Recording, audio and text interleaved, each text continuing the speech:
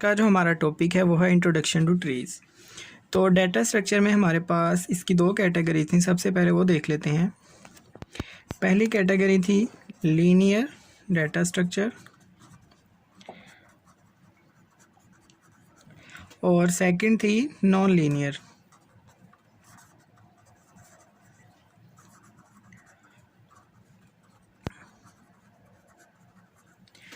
Linear data structures में हमारे पास सबसे पहले एक अरे थी,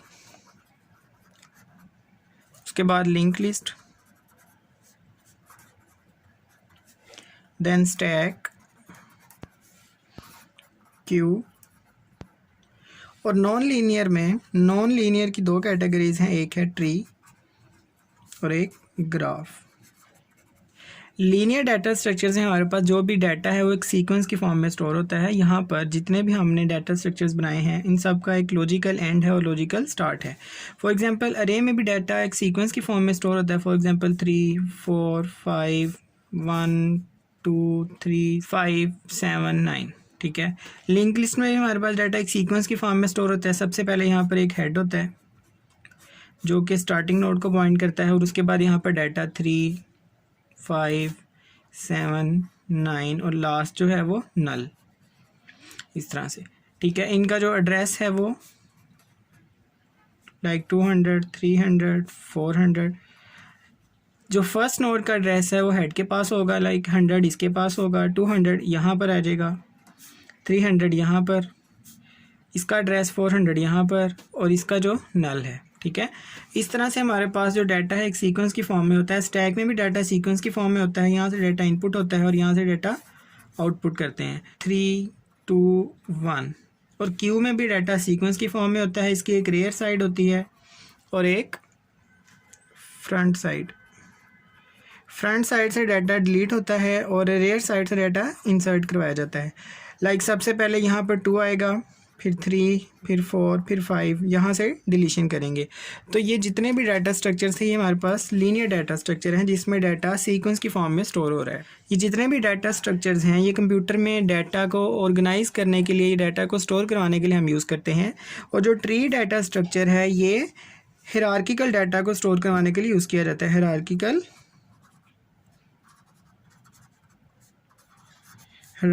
डाटा को स्टोर करवाते हैं इसमें, ठीक है।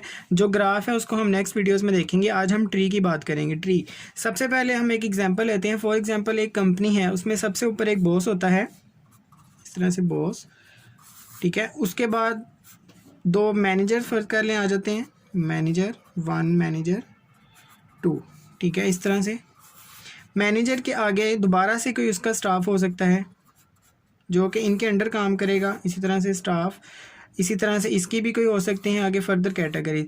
तो इस तरह से जो भी डाटा होगा इसे हम कहते हैं हायरार्किकल डाटा, ठीक है। मतलब कि बॉस है, उसके अंडर 2 मैनेजर हैं और हर मैनेजर के अंडर 2 आगे स्टाफ वर्कर हैं। तो ये एक हायरार्किकल डाटा है, जबकि ये हमारे पास सीक्वेंशियल फॉर्म में स्टोर था डाटा, लीनियर डाटा था। यहाँ पर जो डाटा है वो लेवल्स की फॉर्म में स्टोर होता है, ठीक है। ये लेवल 1, ये लेवल 2, ये लेवल 3। लेकिन यहाँ पर जो डाटा है वो सीक्वेंस की फॉर्म में और यहाँ पर लेवल आ जाते हैं डाटास के। तो सबसे पहले हम लॉजिकल व्यू देख लेते हैं ट्री का। मैं यहाँ पर ट्री का एक लॉजिकल व्यू बनाता हूँ। फॉर एग्जांपल एक नोड, उस नोड के आगे 2 फर्दर इस तरह से नोड अटैच हैं, इसके दोबारा से 2, इसके 3 और इसके भी कर लेते हैं 2, ठीक है। इनको हम नंबरिंग कर लेते हैं अपनी अंडरस्टैंडिंग के लिए। 1 2 3 4 5 6 7 8 9 10। तो यहाँ पर जो मैंने ये सर्कल क्रिएट किए हैं इनको हम कहते हैं नोड्स। नोड्स क्या हैं? जिनमें हम कोई भी डाटा स्टोर करवा सकते हैं। फॉर एग्जांपल वो डाटा इंटीजर टाइप का हो सकता है, स्ट्रिंग टाइप का, करैक्टर टाइप का, किसी भी तरह का डाटा हो सकता है। जो डाटा है वो इन नोड्स में स्टोर होगा। उसके बाद कुछ टर्मिनोलॉजीज़ हैं, वोकेबलरीज़ हैं जो कि हम ट्रीज़ में यूज़ करेंगे, उनको यहाँ पर लिख लेते हैं। सबसे पहले है root node, then child node, ठीक है। उसके बाद siblings, leaf node, links, ancestor, descendant, उसके अलावा डेप्थ, हाइट। सबसे पहले देखते हैं रूट क्या होता है। रूट सबसे पहला नोड होता है जिसका कोई पेरेंट नोड नहीं होता, ठीक है, a node with no parent, ठीक है। ऐसा नोड जिसका कोई पेरेंट नहीं होगा उसको हम क्या कहते हैं, रूट नोड, और ये स्टार्टिंग नोड होता है। उसके बाद आएगा चाइल्ड नोड। चाइल्ड नोड क्या होता है, जिसका कोई पेरेंट होता है। फॉर एग्जांपल 2 और 3 का पेरेंट 1 है, 4 और 5 का पेरेंट 2 है, 6, 7, 8 का पेरेंट 3 है।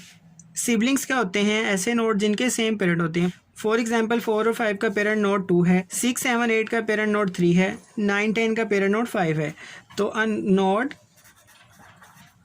With same parents, node with same parents. उसके बाद लीफ नोड क्या होता है। लीफ नोड ऐसा नोड होता है जिसका कोई चाइल्ड नहीं होता, मतलब लास्ट पे जो 9 और 10 है इनको हम कहते हैं लीफ नोड, और जो जितने भी लीफ नोड के अलावा है इनको हम इंटरनल नोड्स भी कहते हैं। तो लीफ नोड क्या होता है, डेट हैज़ नो चाइल्ड, ठीक है। तो जिसका कोई चाइल्ड नहीं होता उसको हम क्या कहते हैं, लीफ नोड। उसके अलावा लिंक्स, ये जितने भी यहाँ पर मैंने एरो क्रिएट किए हैं इनको हम लिंक्स कहते हैं, ठीक है। ये जितने भी एरोज हैं जो कि एक नोड को दूसरे नोड से अटैच करते हैं उसे हम क्या कहते हैं, लिंक्स। एडजॉइंस नोड्स। उसके बाद एंसेस्टर क्या होता है। ट्री में हम एक ही तरह से मूव कर सकते हैं। फॉर एग्जांपल हम 1 से 2 तक जा सकते हैं, 2 से 4 तक जा सकते हैं, 1 से 2, 2 से 5, 5 से 9। उसके अलावा 1 से 3, 3 से 7, 1 से 3, 3 से 6। तो हम एक ही डायरेक्शन से मूव कर सकते हैं। हम ऊपर से नीचे, टॉप टू बॉटम आ सकते हैं।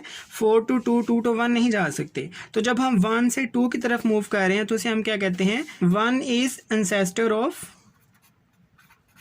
2 और 2 is descendant of 1, 2 is descendant of 1।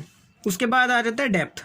Depth क्या होता है, number of edges in path from root to X, मतलब कि रूट नोड से उस नोड तक जाना जिसकी हमने डेप्थ फाइंड करनी है। फॉर एग्जांपल अगर मैंने 4 की डेप्थ फाइंड करनी है तो इसके दरमियान कितने लिंक्स आ रहे हैं, 1 और 2। तो जो डेप्थ होगी रूट 4 की, फॉर एग्जांपल जो रूट 4 की डेप्थ है वो क्या होगी, 2।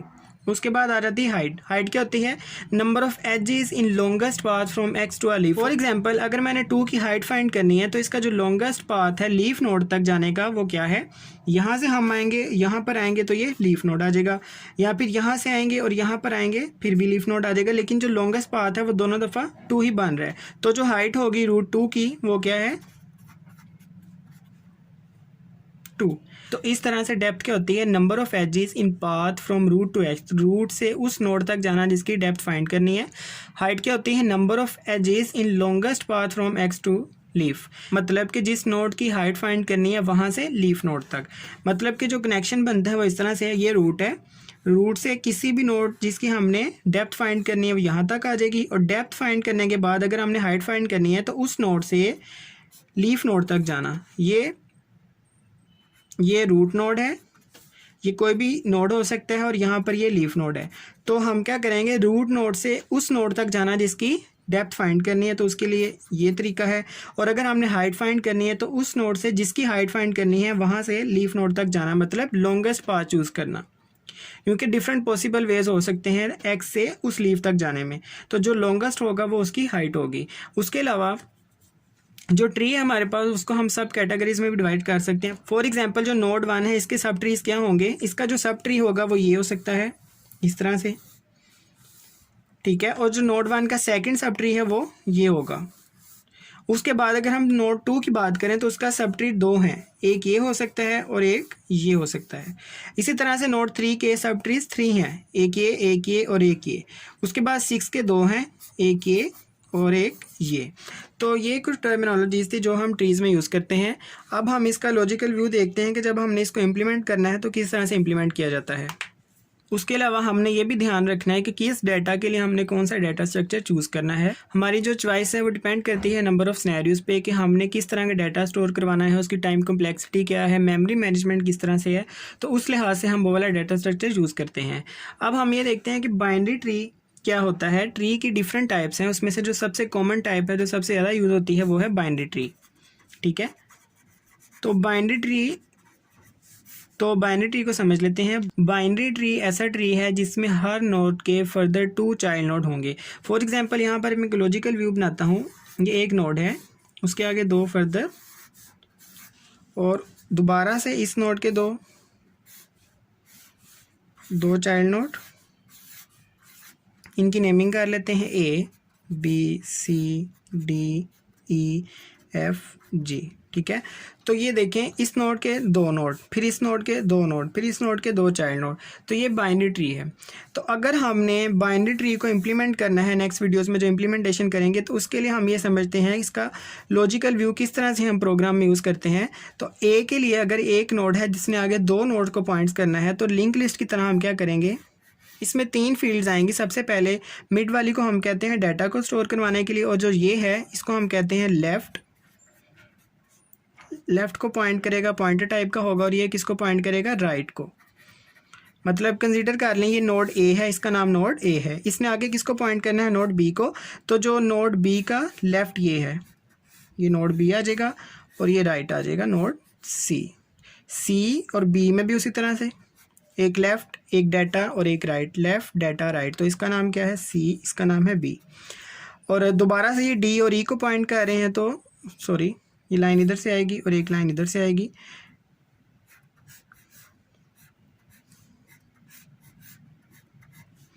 ये पॉइंट करेगा आगे एक और नोड को, और ये भी पॉइंट करेगा एक और नोड को। तो इस तरह से इसका व्यू है जब हम इसको इम्प्लीमेंट करेंगे। ये डाटा पार्ट होगा, ये लेफ़्ट चाइल्ड का एड्रेस होल्ड करेगा, ये राइट चाइल्ड का एड्रेस होल्ड करेगा। इसी तरह से इसमें भी ये डाटा पार्ट है, और ये लेफ़्ट चाइल्ड का एड्रेस होल्ड करेगा, ये राइट चाइल्ड का। और अगर ये आगे किसी भी एड्रेस को होल्ड नहीं करे तो इट्स मीन ये नल है, और यहाँ पर कोई ना कोई डाटा आ जाएगा। तो इनका जो नेम हमने रखा था वो DEFG। और अगर हमने इसको इम्प्लीमेंट करना है, नोड बनाना है C++ में, तो इसका जो स्ट्रक्चर हम लिखेंगे वो इस तरह से होगा जिस तरह हमने लिंक लिस्ट का लिखा था। सबसे पहले एक नोड क्रिएट करेंगे। एक नोड में 3 हमारे पास फील्ड हैं। सबसे पहले है इंटीजर टाइप का कोई ना कोई डाटा, या किसी भी टाइप का हो सकता है डाटा। एक पॉइंटर टाइप का जो आएगा लेफ्ट के बाद एक राइट, और यहाँ पर ये स्ट्रक्चर ख़त्म। तो ये एक नोड है जहाँ पर हमने डिफ़ाइन किया नोड को कि उसमें 3 फील्ड्स हैं, फर्स्ट डाटा, सेकंड ये वाली लेफ़्ट, और ये राइट साइड, जो कि फर्दर नोड्स का एड्रेस होल्ड करेगा। उसके अलावा ट्री में जितने भी नोड्स होंगे, फॉर एग्जांपल अगर ट्री में नोड्स हैं n, तो जो उसमें एजेस होंगे वो कितने होंगे, n-1। लेट्स से इस ट्री में कितने नोड्स हैं, 1 2 3 4 5 6 7। तो जो n है वो 7 है। अब इसके एजेस काउंट करते हैं, 1 2 3 4 5 6। तो जो एजेस हैं वो क्या होंगे, 1 लेस। तो इस तरह से ट्री में जितने भी नोड्स होंगे उसका 1 लेस करेंगे तो उसके एजेस फाइंड कर लेंगे। और हमने ये भी देखा कि ट्री में हम एक ही डायरेक्शन में मूव कर सकते हैं, टॉप से बॉटम, बॉटम टू टॉप नहीं जा सकते, ठीक है।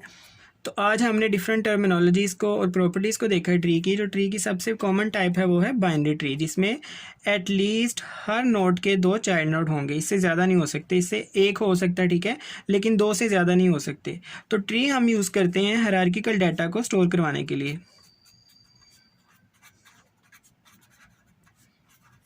हायरार्किकल डाटा को स्टोर करवाने के लिए हम ट्री का यूज़ करते हैं।